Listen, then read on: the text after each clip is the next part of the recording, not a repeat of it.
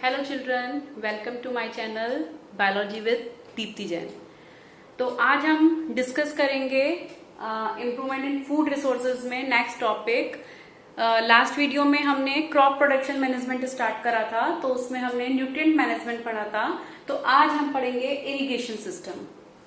तो इरिगेशन क्या होता है? What is the irrigation? The process of supplying water to crop plants by means of canals, wells, tube wells, reservoirs, etc. That is the irrigation. Plants को, crop को water की supply करना different means के through, तो उसको process को हम बोलते हैं इरिगेशन।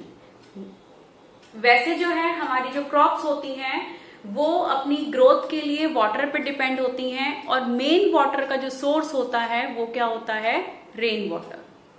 ठीक है, रेन जो होती है हमारी एक अल्टीमेटली एक सबसे इंपॉर्टेंट सोर्स होती है जो क्रॉप्स के लिए सबसे इंपॉर्टेंट है। और दूसरा हमारा सॉइल वाटर होता है, जो प्लांट सबसे ज्यादा सॉइल वाटर को यूज करता है, एब्जॉर्ब करता है।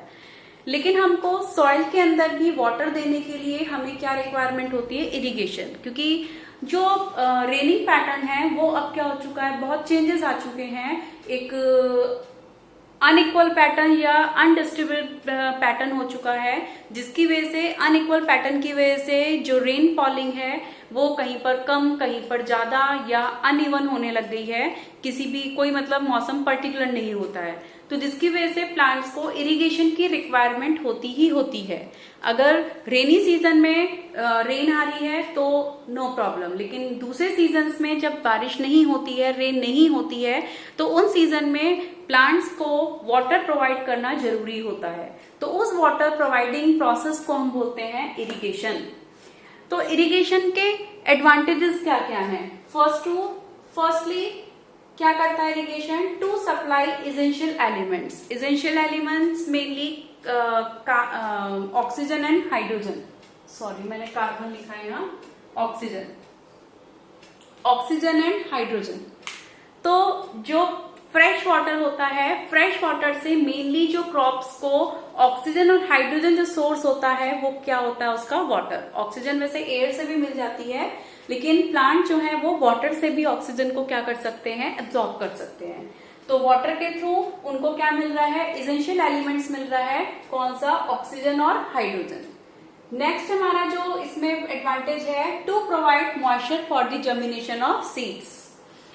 तो जितना कोई भी क्रॉप वाटर को एब्जॉर्ब करती है उसके अंदर उतना मॉइस्चर मेंटेन रहता है। या सॉइल अगर उस पानी को एब्जॉर्ब कर रहा है, सॉइल के अंदर सॉइल वाटर प्रेजेंट है, तो उतना सॉइल के अंदर क्या रहेगा? मॉइस्चर रहेगा।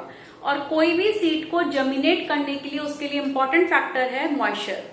जितना ज्यादा वहां पे मॉइस्चर होता है उतनी जल्दी सीड का सीड कोट क्या होता है? लूज होता है, वीक पड़ जाता है, और वो क्या हो जाता है? जर्मिनेट हो जाता है।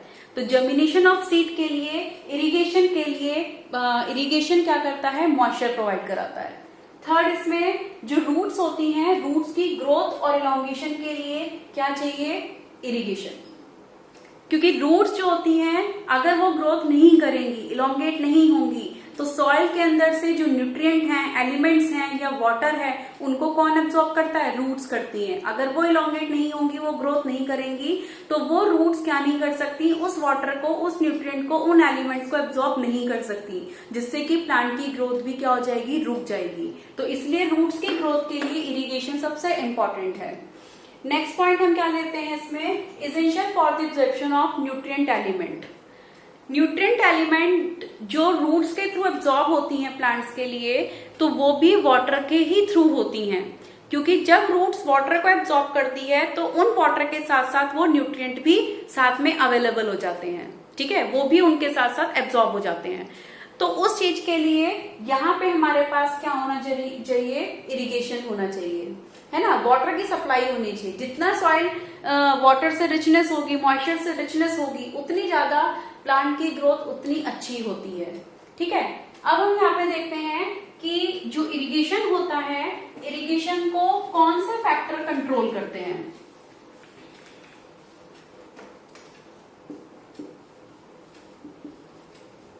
Factors controlling irrigation.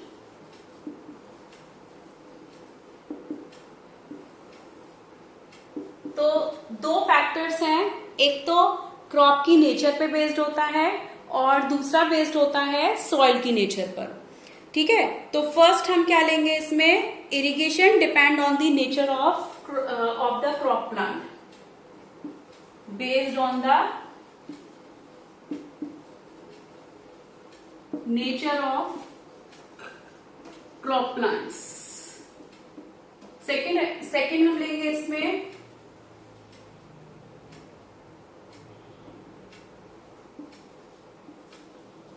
Based on the nature of soil of crop.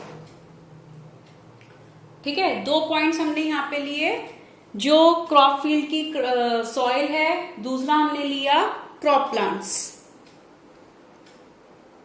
ठीक है, तो अब इसमें जो है क्या ले रहे हैं हम, सबसे पहले हम देखेंगे इसमें जो है crop, nature of crop plants. तो नेचर ऑफ क्रॉप प्लांट्स का मतलब यहाँ आ गया कि जो क्रॉप प्लांट्स हैं उनकी नेचर किस तरीके की है, उनको वाटर ज्यादा रिक्वायर्ड है या कम रिक्वायर्ड है। कुछ प्लांट्स ऐसे होते हैं जिनको अपने मैच्योरेशन टाइम पे वाटर की रिक्वायरमेंट ज्यादा होती है, किसी को स्टार्टिंग में ज्यादा होती है। कुछ प्लांट्स ऐसे होते हैं जिनको वाटर रिक्वायरमेंट कम होती है, कुछ प्लांट्स होते हैं जिनको वाटर रिक्वायरमेंट ज्यादा होती है। जैसे राइस के प्लांट्स होते हैं, उनके पैडी प्लांट्स होते हैं, उनके जो प्लांट्स हैं वो वाटर में फिल्ड रहते हैं, उनकी जो फील्ड्स हैं वो क्रॉप में वाटर में फिल्ड रहते हैं, तो यानी कि उनको वाटर ज्यादा चाहिए। उसी तरीके से अगर हम कोई डेजर्ट प्लांट्स लेते हैं तो उनको वाटर क्या चाहिए होता है, कम, है ना। तो वो किस पर डिपेंड कर रहा है, क्रॉप प्लांट्स की नेचर पर, कि क्रॉप की नेचर क्या है, उसको पानी कम चाहिए या ज्यादा, तो उसके बेसिस पे इरिगेशन होता है। अगर सपोज करो वाटर उनको ज्यादा चाहिए तो इरिगेशन ज्यादा की सप्लाई ज्यादा करनी पड़ेगी, कम चाहिए तो इरिगेशन कम करना पड़ेगा। उसी तरह से सॉइल, क्रॉप की सॉइल पे, जो क्रॉप फील्ड की सॉइल होती है, हम यहाँ पे फील्ड और मेंशन कर देते हैं, क्रॉप फील्ड। तो क्रॉप फील्ड की जो नेचर है, सॉइल की नेचर है, जैसे सॉइल है, सैंडी सॉइल है, तो सैंडी सॉइल क्या होती है, उसकी वाटर होल्डिंग कैपेसिटी कम होती है, तो उसको क्या होता है, पानी फ्रिक्वेंटली चाहिए, जल्दी जल्दी चाहिए, है ना। उसी तरीके से जो क्ले सॉइल है उसको पानी कम चाहिए क्योंकि वो वाटर को होल्ड करके रखती है। तो डिपेंड करता है कि क्रॉप फील्ड में सॉइल की नेचर क्या है, सॉइल किस टाइप की है, कि उसको वाटर ज्यादा रिक्वायर्ड है या कम, तो उसके बेसिस पे इरिगेशन होता है। तो नेक्स्ट टॉपिक हम ले रहे हैं इरिगेशन सिस्टम। तो इरिगेशन सिस्टम जो है, हम किस तरीके से प्लांट्स को, क्रॉप्स को वाटर सप्लाई कर सकते हैं। तो फर्स्ट हम इसमें सिस्टम लेते हैं कैनाल सिस्टम। तो कैनाल सिस्टम क्या होता है कि इसके अंदर एक मेन जो है ह्यूमन मेड कैनाल्स होती हैं, जो वो क्या करती हैं, एक मेन कैनाल होती है, ये एक्सटेंसिव इरिगेशन सिस्टम है, एक कैनाल रहते हैं और उस कैनाल को क्या कर लिया जाता है, डिवाइड कर दिया जाता है ब्रांचेस के अंदर। एक मेन कैनाल हुई, मेन कैनाल से फिर क्या निकलेंगी, उनकी ब्रांचेस। तो उनकी ब्रांचेस को जो हम बोलेंगे वो क्या होती हैं, ब्रांच कैनाल्स, और ब्रांच कैनाल्स फिर डिस्ट्रीब्यूट हो जाती हैं फील्ड चैनल्स में। तो यानी कि मेन कैनाल जो है वो क्या हो गई, एक रिजर्वॉयर से अटैच्ड होती है, रिवर से या दूसरे रिजर्वॉयर से, और वहां से एलाबोरेट होके एक मेन, उसको हम मेन कैनाल बोल देते हैं। और मेन कैनाल से फिर क्या निकलती हैं, ब्रांच कैनाल, और ब्रांच कैनाल से क्या निकलेंगी, फील्ड कैनाल्स। ठीक है, तो इसमें जो है मतलब एक सबसे ज्यादा एक्सटेंसिव सिस्टम है ये, जो मोस्टली यूज करा जाता है। और इसमें क्या करते हैं कि एक एक्वाटिक सोर्स से, रिजर्वॉयर से, रिवर से, वहां से एक कैनाल निकाली जाती है, वो मेन कैनाल होती है। उस मेन कैनाल को डिवाइड कर दिया जाता है किसमें, ब्रांच कैनाल में, और ब्रांच कैनाल को फिर डिस्ट्रीब्यूट कर दिया जाता है किसमें, फील्ड कैनाल्स में, जो डिफरेंट फील्ड्स में क्या कर दी जाती है, डिस्ट्रीब्यूट कर दी जाती है, जिसको हम बोलते हैं पूरा कैनाल सिस्टम। फिर नेक्स्ट आता है इसमें टैंक। तो टैंक एक स्मॉल स्टोरेज रिजर्वॉयर होते हैं जिसके अंदर की वाटर को स्टोर कर लिया जाता है।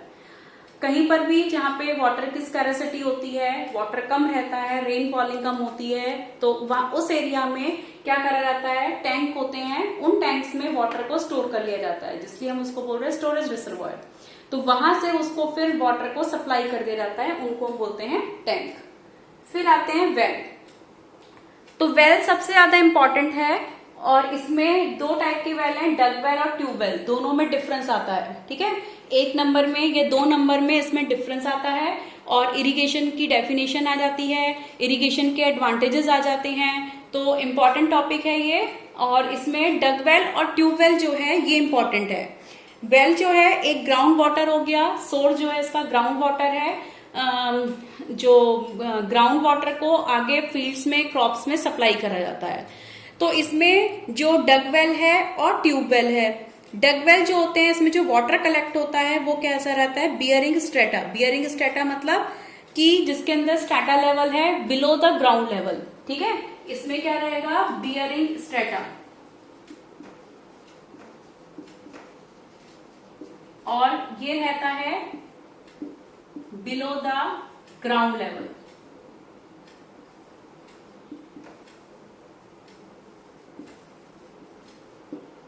इसमें कोई भी इलेक्ट्रिसिटी नहीं चाहिए, नो यूज ऑफ इलेक्ट्रिसिटी।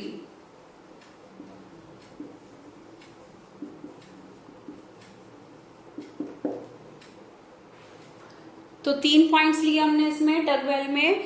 एक तो क्या होता है, इसमें स्ट्रेटा प्रेजेंट होता है, और डग वेल्स जो होते हैं वो वाटर टेबल के, ग्राउंड वाटर टेबल के नीचे होते हैं, ग्राउंड लेवल के नीचे रहेगा, ग्राउंड वाटर टेबल इसमें नीचे रहेगी, और पानी इसमें एक गड्ढे में एक्यूमुलेट होता चला जाता है, और मैकेनिकल मींस के थ्रू हम क्या करते हैं, वाटर को ऊपर लेते हैं, लेकिन इसमें कोई भी इलेक्ट्रिसिटी यूज नहीं होती है।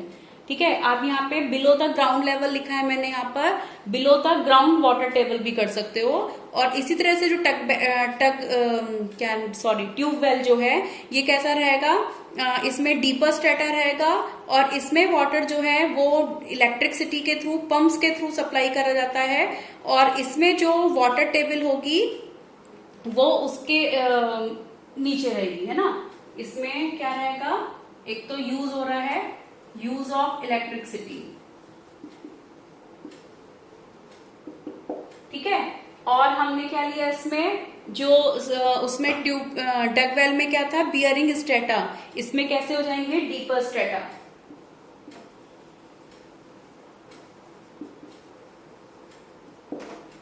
ठीक है, तो ये इसमें डिफरेंसेस रहते हैं। ट्यूब वेल के अंदर या वेल जो भी होते हैं वो एक गड्ढा होता है, गड्ढे के अंदर वाटर आ जाता है, जो उसको हम खुदाई करके नीचे से, वाटर टेबल के नीचे से पानी लेते हैं। उनको डग वेल में हम लोग मैकेनिकल मींस के थ्रू पानी को ऊपर खींचा जाता है, और इसमें इलेक्ट्रिसिटी पंप्स होते हैं, उसके थ्रू पानी को ऊपर लिया जाता है। ठीक है, फिर आता है इसमें रिवर लिफ्ट सिस्टम। तो रिवर लिफ्ट सिस्टम वहां पे अप्लाई होता है जहां पर की कैनाल सिस्टम कम प्रेजेंट होता है, जहां पे कैनाल फ्लो इनसफिशिएंट हो। कहां पर सप्लाई होगा ये, जहां पर कैनाल फ्लो इनसफिशिएंट है।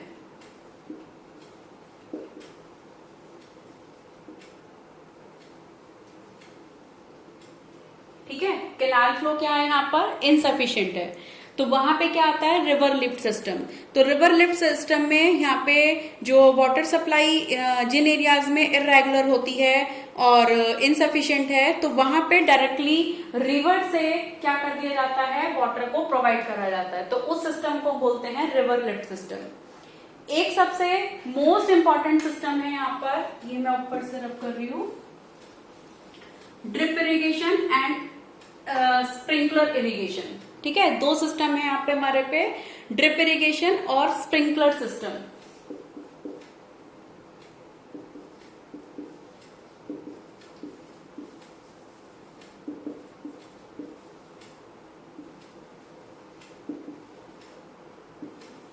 सबसे इंपॉर्टेंट और सबसे बेस्ट सिस्टम होते हैं ये दोनों। स्प्रिंकलर सिस्टम में क्या होता है कि इसमें एक नोजल लगी हुई होती है, जैसे शावर होते हैं एक तरीके से आप बोल सकते हो। तो शावर का पानी तो ऐसे आता है, ऐसे डिस्ट्रीब्यूट होता है, लेकिन इसमें क्या होता है, इस तरीके से वो पूरे में पानी स्प्रेड होता रहता है, नोजल्स लगी हुई होती हैं, पाइपलाइन बिछी हुई होती है सारे पूरे फील्ड्स में, और उस फील्ड में नोजल्स लगी हुई होती हैं छोटी छोटी, और उस नोजल से जब पानी का कनेक्शन होता है उन पाइपलाइंस में, तो वो पाइपलाइन नोजल्स के थ्रू पानी को स्प्रेड करता है और वो पूरा इस तरीके से पानी निकलता है, जिससे कि वो पूरे फील्ड में पूरी क्रॉप्स पे डिस्ट्रीब्यूट हो जाता है ऊपर से। ये तो होता है हमारा स्प्रिंकलर सिस्टम। और जो ड्रिप इरिगेशन है, ये drop wise drop water soil के अंदर जाता है, उनकी रूट्स के अंदर जाता है, रूट्स के पास जाता है, तो उसको हम बोलते हैं ड्रिप इरिगेशन।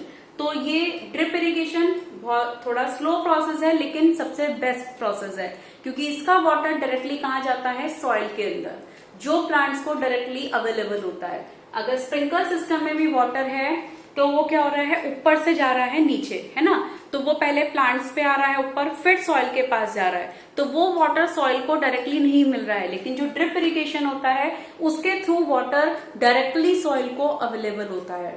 ठीक है, तो इसलिए ये वाला सिस्टम क्या होता है, बेस्ट। तो हमने इरिगेशन सिस्टम में कौन कौन से सिस्टम पढ़े आज, एक तो कैनाल सिस्टम पढ़ा था, एक tank, well, river lift system, and then drip and sprinkler system.